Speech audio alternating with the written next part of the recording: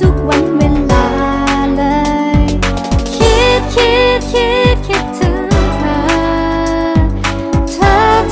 Amin ya rabbal alamin, dan selalu diberi kesehatan, baik kesehatan lahir maupun kesehatan batin.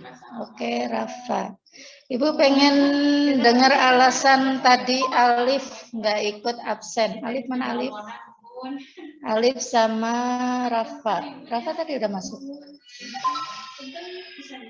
Alif, ada Alif? Alif kesiangan ya? Alif sama Rafa kesiangan mungkin. Oke, to the point saja. Alif, kenapa Alif kesiangan? Baru bangun. Oh, ya. Nanti besok jangan kesiangan ya. Jam 7 harus sudah standby ya, Alif ya. Oke. Alif semangat ya, kelas 9 harus semangat. Oke, to the point aja. Ibu mau menjelaskan pelajaran IPA lanjutan dari yang kemarin. Kemarin kan kalian sudah membahas atau kalian sudah membaca dan mencatat materi sistem reproduksi baik pada kaum pria maupun kaum wanita. Ojan semangat kata Miss Diana. Nah, Banyu mah nggak apa-apa dimatiin itunya. Kalau Ojan harus semangat sama Nijar biasanya. Ya, Nijar ya. Oke, Ibu mau buka ini dulu sebentar. Salah. Ada kesiangan enggak, Bu? Ada masuk. Alif sama Rafa masuk kan? Rafa. Udah tahu tapi nanti Rafa. Ibu lihat dulu Rafa ya. Karena sudah lama banget Ibu nggak ketemu sama Rafa. Murni nggak ada. Rafa tadi masuk tadi Rafa. Rafa mana Rafa? Ojan.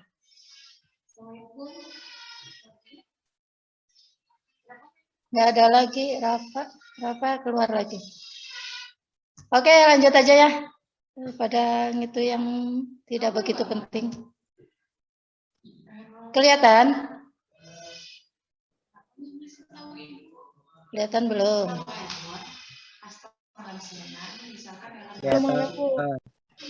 Kelihatan ya? Oke, kemarin kita sudah menjelaskan mengenai sistem reproduksi pada manusia, baik pada laki-laki maupun pada perempuan, atau pada pria maupun pada wanita. Oke, sekarang kita lanjut materinya, yaitu dari sini.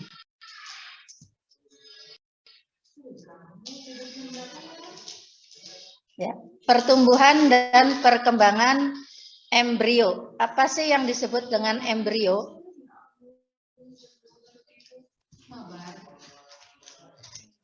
Yang disebut dengan embrio apa? Kenapa Nizar keluar masuk? Embrio adalah janin yang ada di dalam rahim. Ya. Itu disebut dengan embrio. Sebelum menjadi embrio itu akan membentuk zigot. Zigot itu terbentuk oleh apa? Oleh hasil pembuahan ovum dan sperma. Itu terjadinya di mana? Yaitu terjadi di uterus. Ya, kita lihat di sini. Di sini ada ovarium. Ya. Ovarium itu adalah bakal sel telur yang sudah matang. Ya, Ojan ya. Kemudian yang sudah matang disebut melalui proses ovulasi akan disebut dengan ovum. Nah, ovum ini sudah matang untuk dibuahi. Dibuahi pembuahan itu artinya atau sama saja artinya dengan fertilisasi. Ya. Fertilisasi itu apa, Ojan?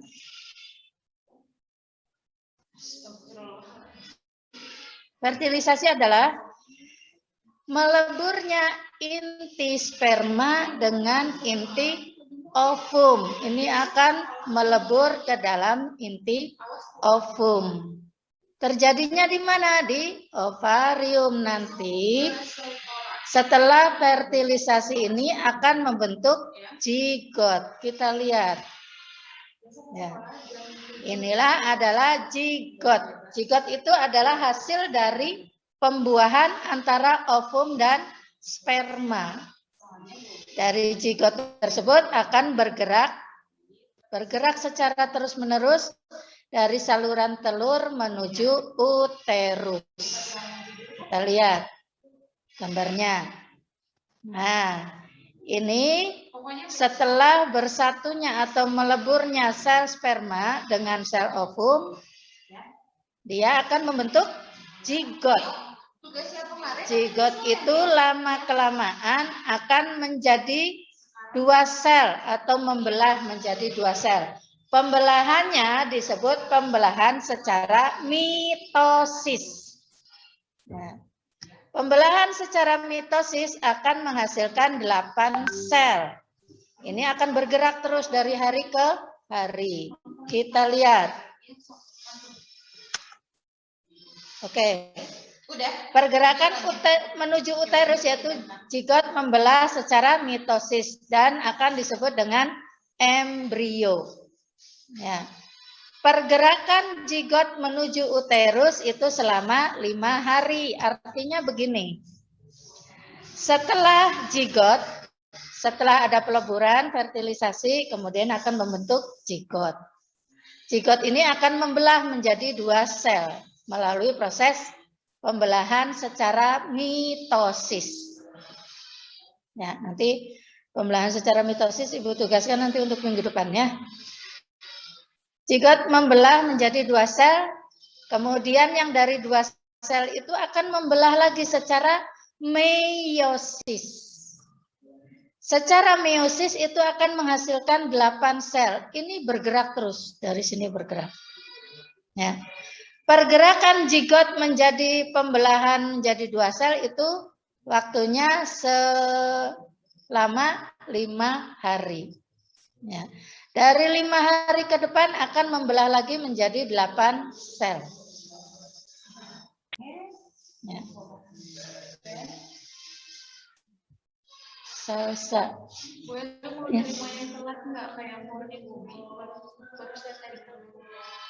Gak apa-apa. Iya. Itu Akmal. Ya. Oke. Jadi pergerakan zigot ke menuju uterus itu seperti itu. Selama 5 hari dia akan membelah secara meiosis yang akan menghasilkan 8 sel. Dari 8 sel ini akan menjadi embrio. Embrio ini seperti ini ya. Seperti bulat-bulatan telur begini. Ini terdapat di dalam inti sel ovum. Nah, ini belum menjadi bayi ya, masih jadi embrio. Waalaikumsalam. Setelah menjadi embrio, dia akan menempel ya,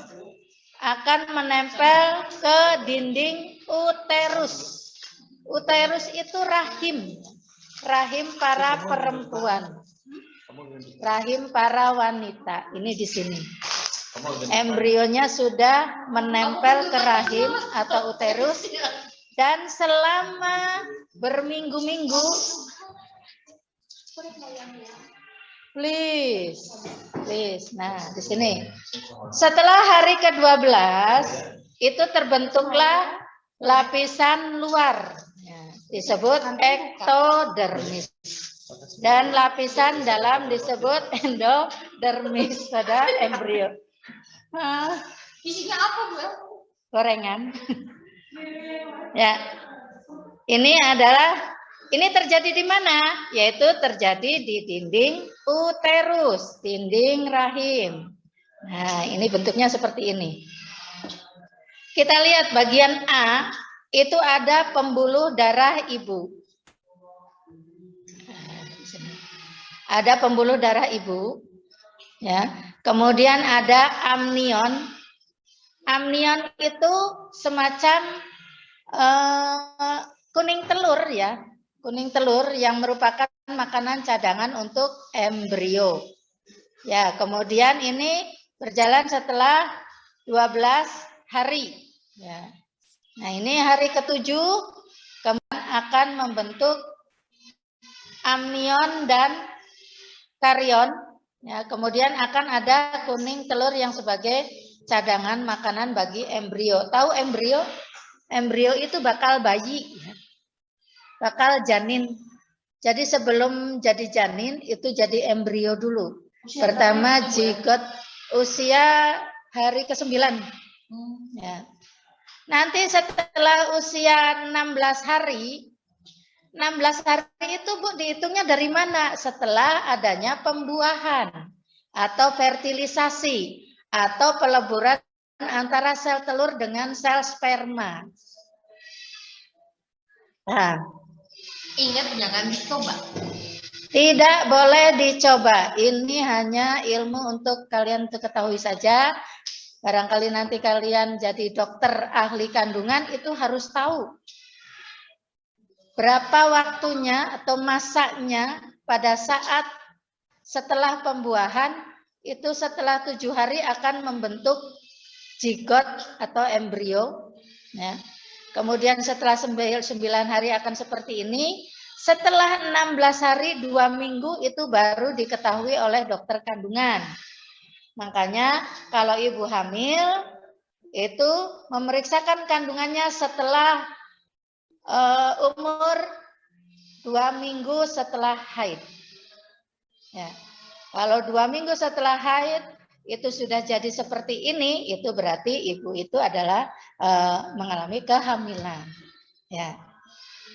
Kalau tidak haid, kemudian 16 harinya itu akan menjadi embrio. Makanya bagi kaum perempuan harus berhati-hati. Tidak boleh bergaul secara bebas. Ya, itu hanya pengetahuan saja. Setelah 16 hari baru diperiksa, kemudian ada lapisan ektodermis, yaitu lapisan bagian luar dari inti sel ovum. Kemudian mesodermis, yaitu inti kulit bagian tengah dari inti sel ovum. Dan endodermis adalah bagian dalam dari inti sel ovum. Di sini apa? Ada alantois. Alantois itu adalah pembatas antara lapisan ektodermis, mesodermis, dan endodermis. Jadi ada batasnya. Oke, sampai sini ada yang mau ditanyakan, guys? Ojan paham? Paham, Bu. Ya, paham pasti. Ya, Ojannya sekali paham ya, Ojannya. Oke, kita lanjut ke di sini ada minggu ke-8. Tadi udah minggu kedua ya. Kemudian itu akan berkembang di dalam perut seorang ibu, ya, di dalam rahim seorang ibu.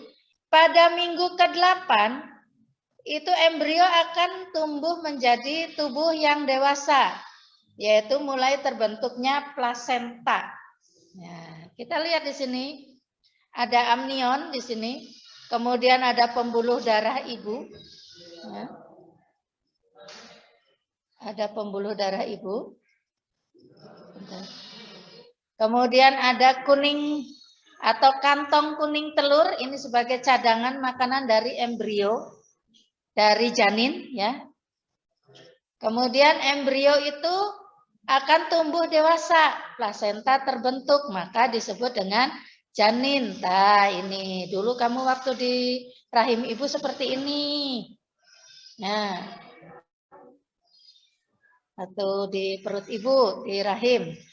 Ini adalah janin yang belum terbentuk. Kalau yang ini sudah terbentuk. Umur berapa di sini? Yaitu minggu ke-4. Untuk minggu ke-4 berarti udah 1 bulan. Nah, kalau 1 bulan, kalau mamah kamu sedang hamil 1 bulan ini seperti ini di dalam rahimnya. Gambarnya seperti ini. Ini adalah bakal bayi atau disebut janin, itu umur 1 bulan. Kemudian minggu ke-7 itu akan terbentuk seperti ini. Ya, sudah ada kepalanya. Kemudian matanya baru titik-titik ya. Di sini akan terbentuk plasenta. Plasenta itu apa? Seperti salurannya, saluran makanan yang berasal dari pusar ibu ke pusar bayi. Yaitu namanya plasenta. Oke. Nah, ini plasentanya yang lebih jelas ini ya. Nah, ini adalah bayi yang sudah kelihatan ya, bayinya ya di dalam rahim ibu. Ini yang bulat ini adalah rahim ibu. Ada plasenta. Plasenta itu saluran yang menghubungkan antara pusar ibu dan pusar bayi. Ya. Kemudian ada kantong kuning telur yang untuk makanan cadangan bagi bayi di dalam perut ibu. Kemudian ada amnion. Amnion itu ada cairan di sini dan ada batas antara perut ibu dengan kantong bayi yang ada di dalam rahim. Ada karium. Karium itu adalah selaput ya. Selaput untuk melindungi bayi dari benturan. Jadi kalau mamah kamu kalau lagi hamil kebentur kena meja itu sebetulnya nggak apa-apa ya karena ada karion, ada pembatas atau pelindung, selaput pelindung dari rahim ibu. Paham? Barangkali nanti kamu jadi dokter, jadi harus tahu ya, jadi dokter kandungan. Ada yang mau ditanyakan? Tidak ada. Oke, itu sudah menjadi bayi selama 9 bulan 10 hari, bayi baru bisa dilahirkan. Ya, itu akan tumbuh dan berkembang di dalam perut ibu atau rahim ibu. Oke, kalau sudah ilmu kedokterannya sudah, sekarang tahapan pertumbuhan dan perkembangan manusia. Dari bayi kemudian lahir akan jadi balita, kemudian akan jadi anak-anak, akan menjadi remaja, dewasa, kemudian usia lansia atau usia lanjut usia. Ya, itu perkembangannya. Oke, sampai sini ada yang mau ditanyakan? 9C mengenai sistem reproduksi atau perkembangan janin di rahim para kaum wanita. Tidak ada? Kalau tidak ada, Ibu lanjut. Di sini ada siklus haid. Itu biasanya pada dialami oleh para wanita. Umur berapakah siklus haid itu dialami oleh para wanita? Yaitu pada masa pubertas. Masa pubertas itu antara umur 10 tahun sampai 15 tahun. Itu para wanita akan mengalami siklus haid. Ya. Masih anak-anak ya. 10 sampai 5 tahun. Ada zaman sekarang 10 tahun. 15 tahun. 10 tahun udah mengalami haid. Itu ada. Itu paling mudah 10 tahun sampai 15 tahun itu bagi kaum wanita. Kemudian apa yang terjadi pada siklus haid tersebut? Yaitu adanya perubahan tingkat hormon, yaitu mempertebal jaringan endometrium atau memperbanyak darah. Nah, ini gambarnya seperti ini ya. Ini minggu ke-1 pada saat haid. Ini yang diarsir ini adalah darah haid. Ya. Minggu ke-1 biasanya dialami oleh wanita, kalau yang normal itu untuk yang awal itu paling 3 harian ya. Tapi kalau yang udah normal itu paling lama 1 minggu. Ini 1 minggu haid. Kemudian minggu kedua sudah selesai haid. Pada saat minggu ketiga itu sel ovum itu mulai subur. Ya. Minggu ketiga itu sel ovum itu mengalami ovulasi atau pematangan. Di sini suburnya wanita itu di minggu ke-3 atau 2 minggu setelah haid. Pada minggu ke-4 itu sudah tidak subur lagi. Minggu siklus berulang akan berulang selama 1 bulan periode. Nah, itu jadi ingat bagi kaum wanita Kalau setelah haid 1 minggu, minggu pertama setelah haid itu tidak subur. Tetapi hati-hati pada